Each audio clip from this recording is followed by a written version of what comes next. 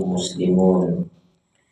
Ya ayyuhalladzina amanu taqullaha wa qulu qawlan sadida yuslih lakum a'malakum wa yaghfir lakum dzunubakum wa may yuti'illah rasulahu faqad faza fawzan 'azima. Wa qala Rasulullah sallallahu alaihi wasallam khairukum man ta'allamal Qur'ana wa 'allamahu. Al-Bukhari. Bapak Ibu saudaraku seiman, hamba Allah yang cinta pada kebaikan dan kebenaran, yang selalu mengharapkan keridhaan Allah Subhanahu wa taala. Syukur alhamdulillah hingga hari ini Allah Subhanahu wa taala masih memberi kita kekuatan, kesehatan, kesempatan, ilmu, umur, waktu, rezeki, nikmat yang besar dan nikmat yang terbesar, terutama ditakdirkannya kita oleh Allah Subhanahu wa taala dalam Islam dan iman.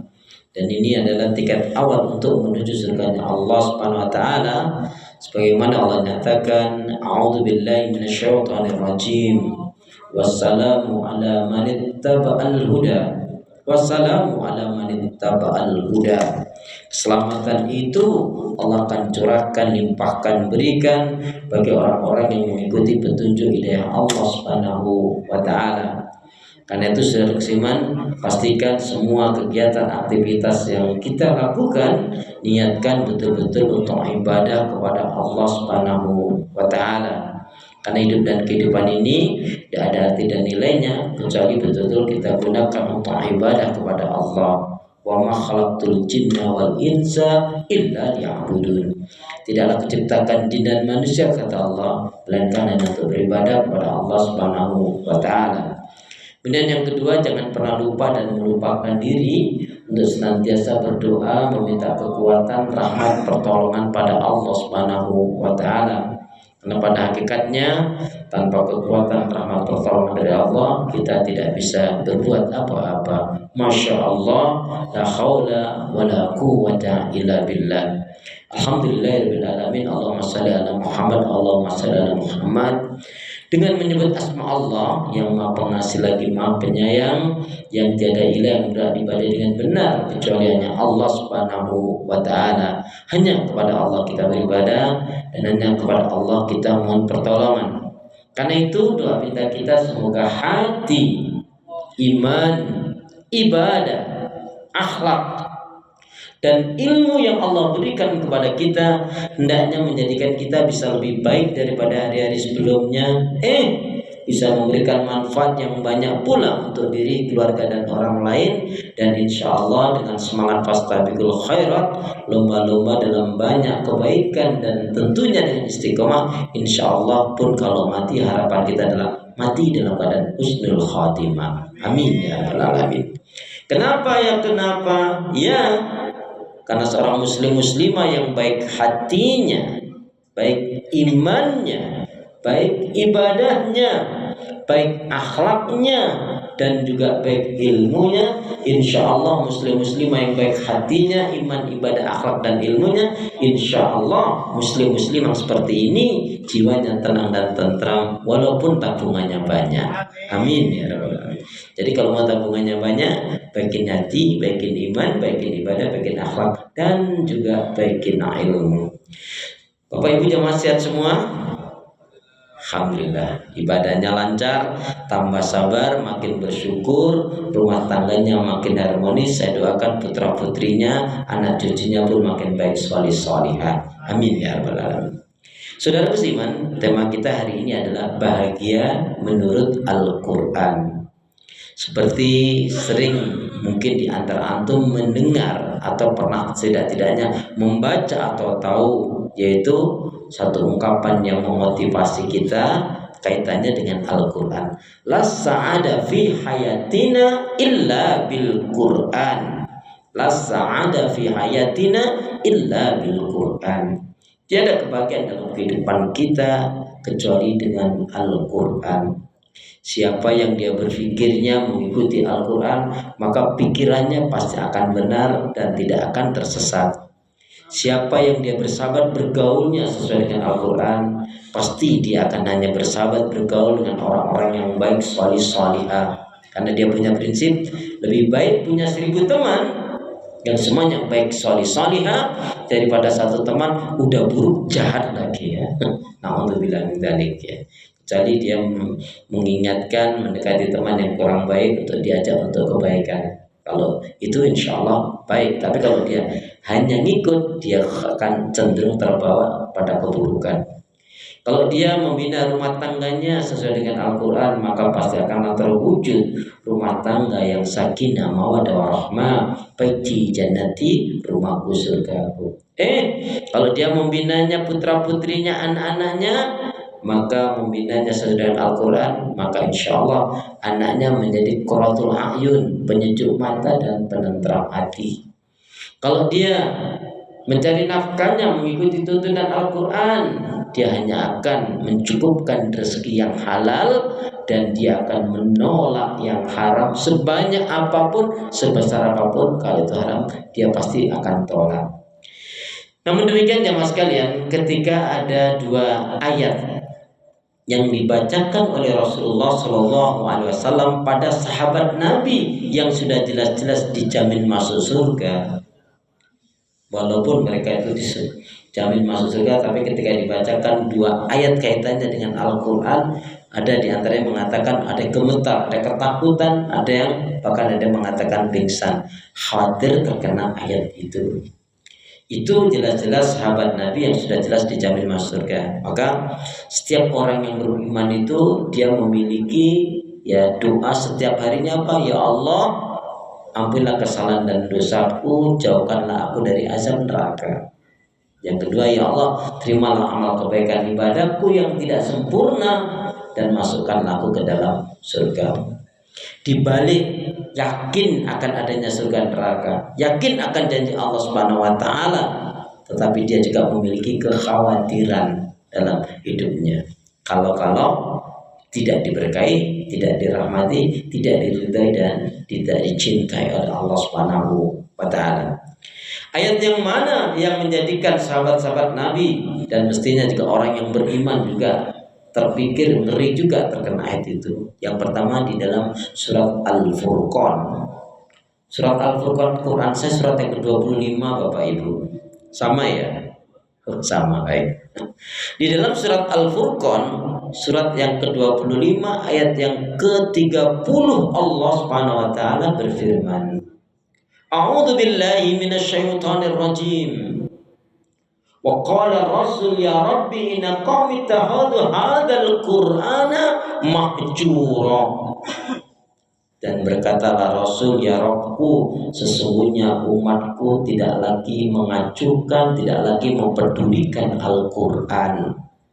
Ada satu peristiwa menarik ketika itu sahabat Umar bin Khattab radhiyallahu anhu sedang memegang dan membaca lembaran Taurat atau Injil. Kemudian Rasul bertanya, wahai Umar, apa yang kau pegang? Apa yang kau baca itu? Ya Rasulullah, ini lembaran Taurat atau Injil. Maka Rasul mengatakan, wahai Umar, ketahuilah, sekiranya hari ini Nabiullah Musa, Nabi Isa hidup, maka mereka pun wajib beriman kepadaku dan mengimani apa yang aku bawa, yaitu Al-Quran. Maka jamaah sekalian, juga ada hadis Nabi yang menyatakan la yu'minu ahadukum hatta yakuna hawahu taba'an lima ji'tubi. Tidaklah beriman salah seorang di antara kalian sehingga hawa nafsunya mengikuti, tunduk dengan apa yang aku bawa, yaitu maksudnya adalah Al-Quran.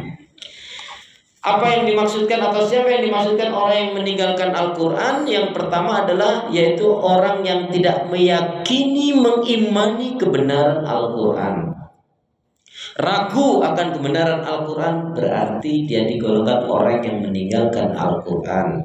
Dan kita ingat di dalam awal surat Al-Baqarah Allah menyatakan dzalikal kitabul la raiba fi hudal lil muttaqin.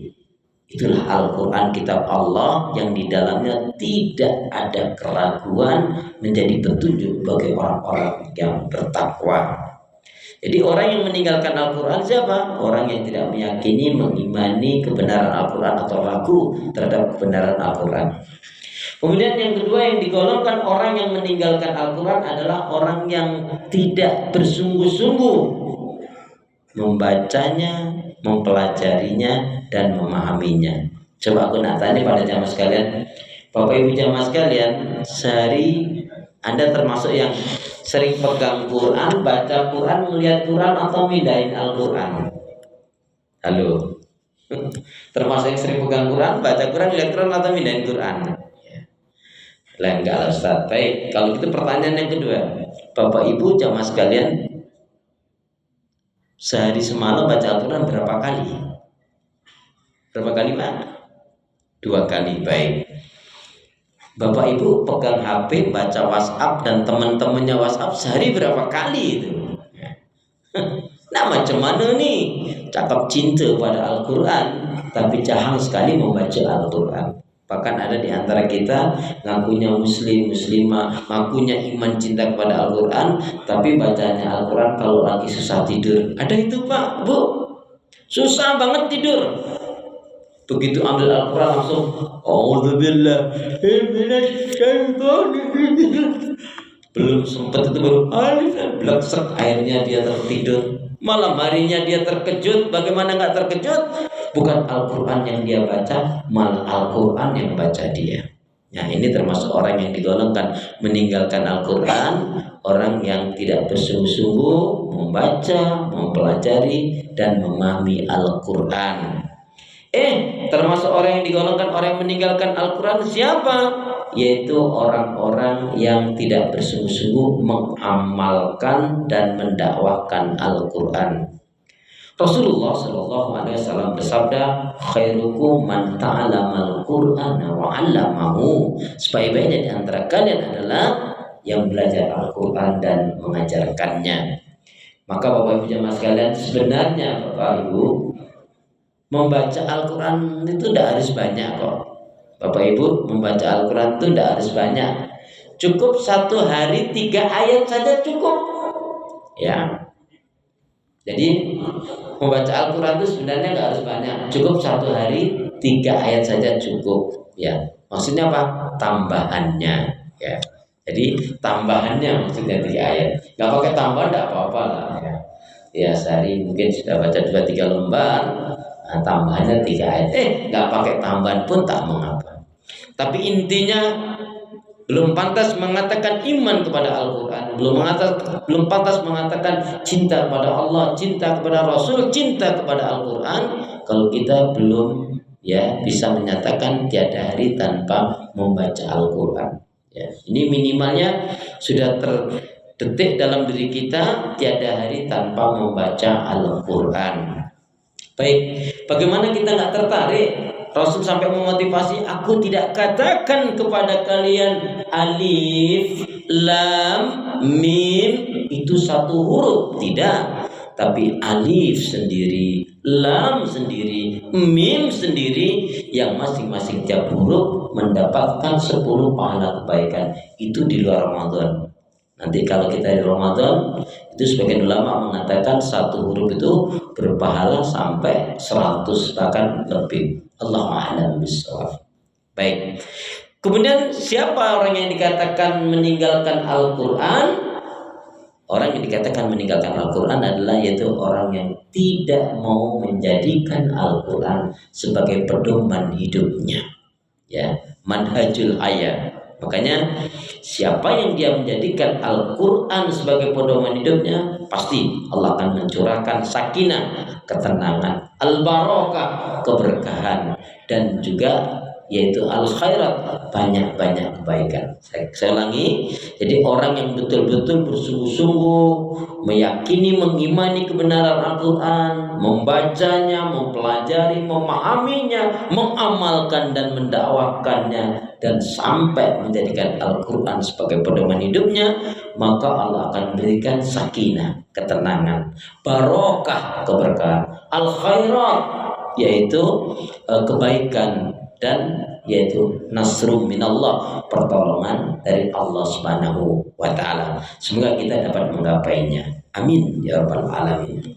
Yang kedua jamaah sekalian, ayat yang mana yang menjadikan sahabat Nabi sampai ngeri, gemetar, bahkan ada yang katakan takut sampai ada yang mengatakan pingsan, yaitu kalau yang pertama tadi surat Al-Furqan, surat yang ke-25 ayat yang ke-30, yang kedua adalah yaitu surat Az-Zukhruf.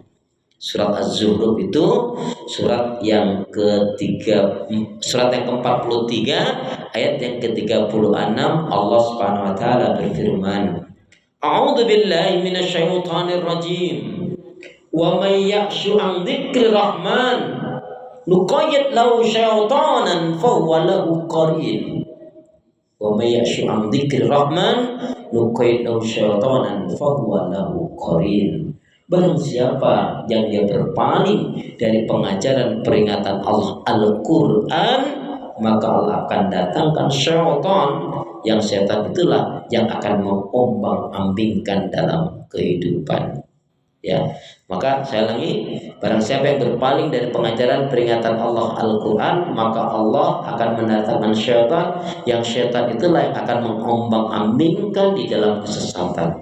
Na'udzubillah, summa na'udzubillah dzalik. Saya ingin tambahkan pada jamaah sekalian, mungkin ini termasuk yang baru mendengar, yaitu biasanya kan kalau di antara kita membaca Al-Quran selesai, kita ada yang Allahummarhamni bil Quran, Allahummarhamna bil Quran, ada yang juga Shadaqallahul Azim. Kenapa enggak kita cantolkan? Kalau bahasa saya, kenapa enggak kita cantolkan dengan doa? Terus doanya gimana kalau kita habis baca Al-Quran? Setelah kita selesai baca Al-Quran, Allahummarhamni bil Quran atau Allahummarhamna bil Quran, bisa ditambahkan dengan doa. Bagaimana? Ya Allah, ya Arhamar Rahimin, jadikanlah Al-Quran dan ayat-ayat yang aku baca sebagai petunjuk, rahmat, syafaat, dan syifa. Jadi jamaah sekalian, kita habis membaca Al-Quran, saya menganjurkan pada diri saya, baik sekali jika kita mau melazimkan ini, yaitu apa? Setelah kita baca Allahummarhamni bil Quran atau Allahummarhamna bil Quran, maka kita berdoa, ya Allah ya Arhamar Rahimin, jadikanlah Al-Quran dan ayat-ayat yang aku baca sebagai petunjuk, rahmat, syafaat, dan syifa, obat segala penyakit. Kemudian tambahkan, ya Allah, tidak ada yang dapat menyembuhkan penyakit kecuali Engkau ya Allah. Nah jamaah sekalian, di antara kebahagiaan menurut Al-Quran adalah siapa yang hidupnya yaitu di atas petunjuk hidayah Allah Subhanahu wa taala dan hidupnya betul-betul digunakan untuk ibadah kepada Allah. Inilah pengejawantahan dari firman Allah yang menjadi ikrar kita di dalam sholat. Kul inna sholati wa nusuki wa mahyaya wa mamati lillahi rabbil alamin. Semoga jamaah sekalian, yang sedikit ini ada hikmah dan manfaatnya. Mari kita jadikan tiada hari tanpa membaca Al-Quran. La sa'ada fi hayatina illa bil Quran. Sekali lagi, la sa'ada fi hayatina illa bil Quran. Tiada kebahagiaan dalam kehidupan kita kecuali dengan Al-Quran. Mari jamaah sekalian, sebagai penutup boleh ikutin saya dua doa yang bisa kita lazimkan dalam kehidupan kita, insya Allah akan bawa kebaikan. Bismillahirrahmanirrahim. Allahumma khtim lana bil Islam wa khtim lana bil iman wa khtim lana bi husnil khatimah. Allahumma khtim lana bil Islam wa khtim lana bil iman wa khtim lana bi husnil khatimah. Ya Allah, akhirilah kehidupan kami dengan Islam dan akhirilah kehidupan kami dengan iman dan akhirilah kehidupan kami dengan husnul khatimah. Satu doa lagi, ya Allah ya Arhamar Rahimin, berilah aku hati yang bersih, pikiran yang jernih, lidah lisan yang selalu jujur, akhlak yang mulia, hidup dan mati dalam ketaatan, keimanan, ibadah, sabar, dan syukur. Boleh sekali lagi lebih semangat. Ya Allah ya Arhamar Rahimin, berilah aku hati yang bersih, pikiran yang jernih, lidah lisan yang selalu jujur, akhlak yang mulia, hidup dan mati dalam ketaatan, keimanan, ibadah, sabar, dan syukur. Amin ya rabbal alamin. Subhanakallahumma bihamdika asyhadu an la ilaha illa anta astaghfiruka wa atubu ilaik. Punya niat yang baik hendaknya segera tunaikan, beramal saleh jangan ditunda-tunda, ikan sepatikan gabus, burung irian, burung cendrawasih. Cukup sekian, terima kasih. Ingat, malam hari ada tahajud, pagi hari ada duha. Al-Quran dibaca, dipelajari, dipahami, diamalkan. Jangan malas ibadah. Jangan marah-marah, perbanyak sedekah, dan jangan ada dusta. Billahi taufiq wal hidayah. Assalamualaikum warahmatullahi wabarakatuh.